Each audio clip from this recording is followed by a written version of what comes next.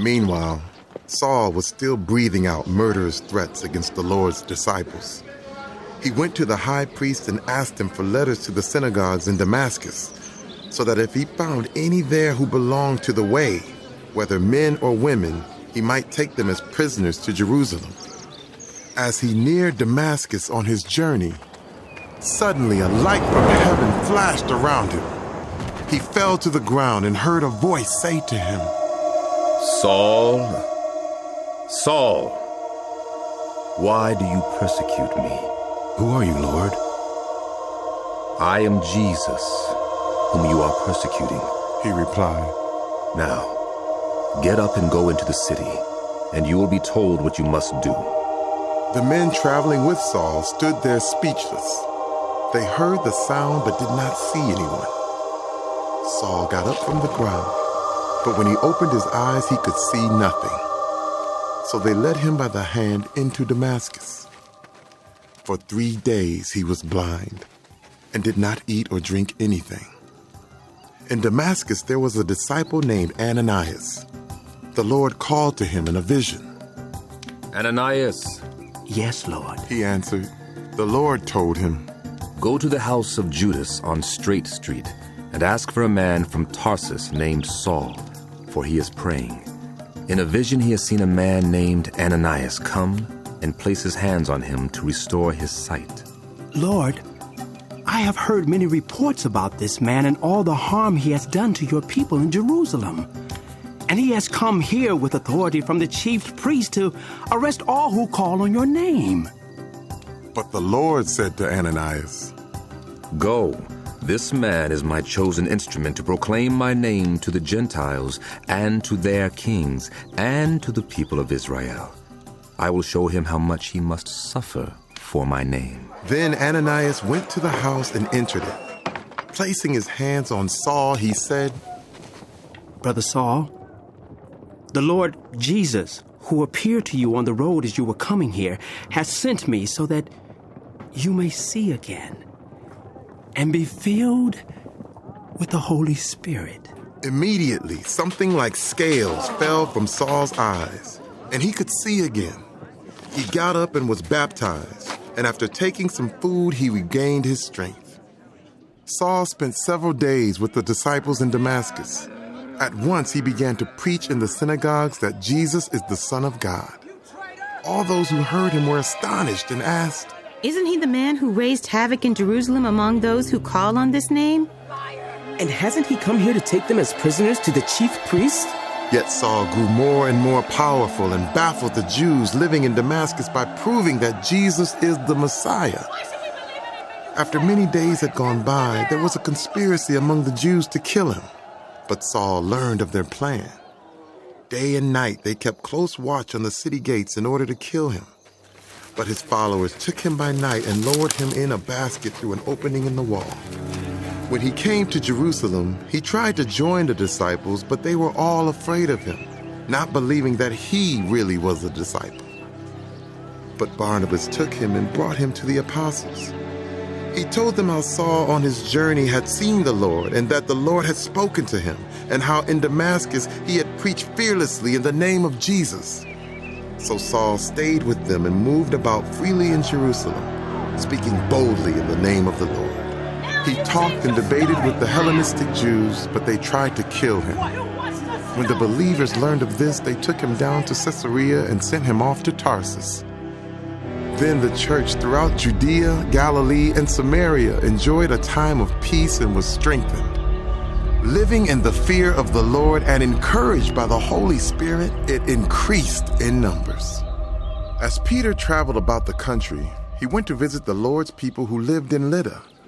There he found a man named Aeneas, who was paralyzed and had been bedridden for 8 years. "Aeneas," Peter said to him, "Jesus Christ heals you. Get up and roll up your mat." Immediately Aeneas got up. All those who lived in Lydda and Sharon saw him and turned to the Lord. In Joppa, there was a disciple named Tabitha. In Greek, her name is Dorcas. She was always doing good and helping the poor. About that time, she became sick and died, and her body was washed and placed in an upstairs room. Lydda was near Joppa, so when the disciples heard that Peter was in Lydda, they sent 2 men to him and urged him, Please, come at once. Peter went with them, and when he arrived, he was taken upstairs to the room. All the widows stood around him, crying and showing him the robes and other clothing that Dorcas had made while she was still with them. Peter sent them all out of the room. Then he got down on his knees and prayed. Turning toward the dead woman, he said, Tabitha, get up. She opened her eyes, and seeing Peter, she sat up. He took her by the hand and helped her to her feet. Then he called for the believers, especially the widows, and presented her to them alive. This became known all over Joppa, and many people believed in the Lord. Peter stayed in Joppa for some time with a tanner named Simon. At Caesarea, there was a man named Cornelius, a centurion in what was known as the Italian regiment. He and all his family were devout and God-fearing. He gave generously to those in need and prayed to God regularly. One day at about 3 p.m, he had a vision. He distinctly saw an angel of God who came to him and said, Cornelius. Cornelius stared at him in fear. What is it, Lord? He asked. The angel answered, Your prayers and gifts to the poor have come up as a memorial offering before God. Now send men to Joppa to bring back a man named Simon who is called Peter. He is staying with Simon the tanner, whose house is by the sea. When the angel who spoke to him had gone, Cornelius called 2 of his servants and a devout soldier who was one of his attendants. He told them everything that had happened and sent them to Joppa. About noon the following day, as they were on their journey and approaching the city, Peter went up on the roof to pray. He became hungry and wanted something to eat, and while the meal was being prepared, he fell into a trance. He saw heaven open, and something like a large sheet being let down to earth by its 4 corners. It contained all kinds of 4-footed animals, as well as reptiles and birds. Then a voice told him, Get up, Peter. Kill and eat. Surely not, Lord. Peter replied. I have never eaten anything impure or unclean. The voice spoke to him a second time. Do not call anything impure that God has made clean. This happened 3 times, and immediately the sheet was taken back to heaven. While Peter was wondering about the meaning of the vision, the men sent by Cornelius found out where Simon's house was and stopped at the gate. They called out, asking if Simon, who was known as Peter, was staying there. While Peter was still thinking about the vision, the Spirit said to him, Simon, 3 men are looking for you, so get up and go downstairs.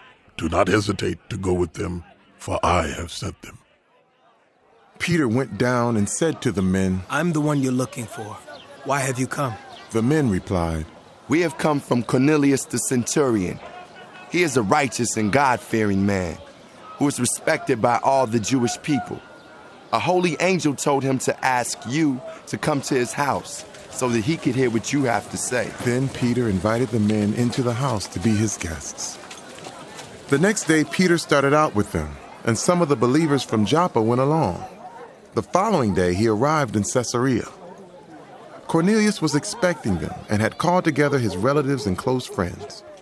As Peter entered the house, Cornelius met him and fell at his feet in reverence. But Peter made him get up. Stand up, he said. I am only human myself. While talking with him, Peter went inside and found a large gathering of people. He said to them, You are well aware that it is against our law for a Jew to associate with the Gentiles or visit them. But God has shown me that I should not call anyone impure or unclean. So when I was sent for, I came without raising any objection. May I ask why you sent for me? Cornelius answered, 3 days ago, I was in my house praying at this hour, at 3 p.m. Suddenly a man in shining clothes stood before me and said, Cornelius, God has heard your prayer and remembered your gifts to the poor. Send to Joppa for Simon, who is called Peter. He is a guest in the home of Simon the tanner who lives by the sea. So I sent for you immediately, and it was good of you to come. Now we are all here in the presence of God to listen to everything the Lord has commanded you to tell us." Then Peter began to speak. I now realize how true it is that God does not show favoritism, but accepts those from every nation who fear him and do what is right. You know the message God sent to the people of Israel, announcing the good news of peace through Jesus Christ, who is Lord of all.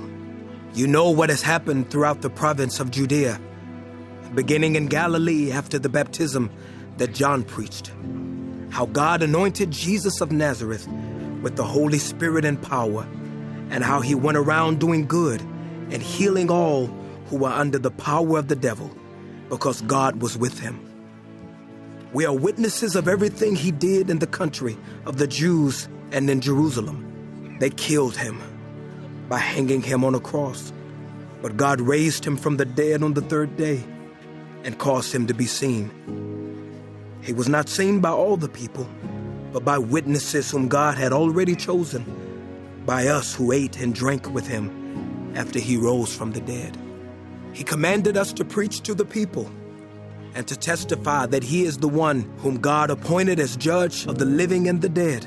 All the prophets testify about him that everyone who believes in him receives forgiveness of sins through his name. While Peter was still speaking these words, the Holy Spirit came on all who heard the message. The circumcised believers who had come with Peter were astonished that the gift of the Holy Spirit had been poured out even on Gentiles. For they heard them speaking in tongues and praising God. Then Peter said, "Surely no one can stand in the way of their being baptized with water. They have received the Holy Spirit just as we have." So he ordered that they be baptized in the name of Jesus Christ. Then they asked Peter to stay with them for a few days. The apostles and the believers throughout Judea heard that the Gentiles also had received the word of God. So when Peter went up to Jerusalem, the circumcised believers criticized him and said, "You went into the house of the uncircumcised and ate with them?" Starting from the beginning, Peter told them the whole story. "I was in the city of Joppa praying, and in a trance I saw a vision.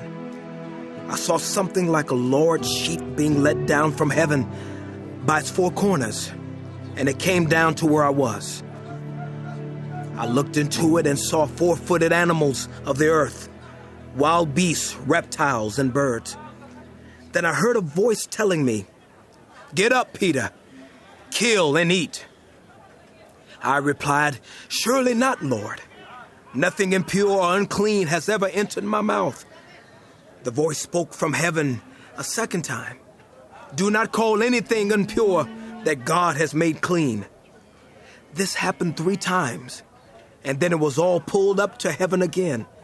Right then, 3 men who had been sent to me from Caesarea stopped at the house where I was staying. The Spirit told me to have no hesitation about going with them. These 6 brothers also went with me, and we entered the man's house. He told us how he had seen an angel appear in his house and say, 'Send to Joppa for Simon, who is called Peter. He will bring you a message through which you and all your household will be saved.' As I began to speak, the Holy Spirit came on them as he had come on us at the beginning. Then I remembered what the Lord had said. 'John baptized with water, but you will be baptized with the Holy Spirit.' So if God gave them the same gift he gave us who believed in the Lord Jesus Christ, who was I to think that I could stand in God's way?" When they heard this, they had no further objections and praised God, saying, "So then, even to Gentiles, God has granted repentance that leads to life." Now those who had been scattered by the persecution that broke out when Stephen was killed traveled as far as Phoenicia, Cyprus, and Antioch, spreading the word only among Jews. Some of them, however, Men from Cyprus and Cyrene went to Antioch and began to speak to Greeks also, telling them the good news about the Lord Jesus.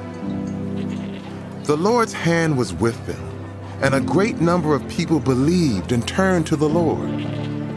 News of this reached the ears of the church in Jerusalem, and they sent Barnabas to Antioch.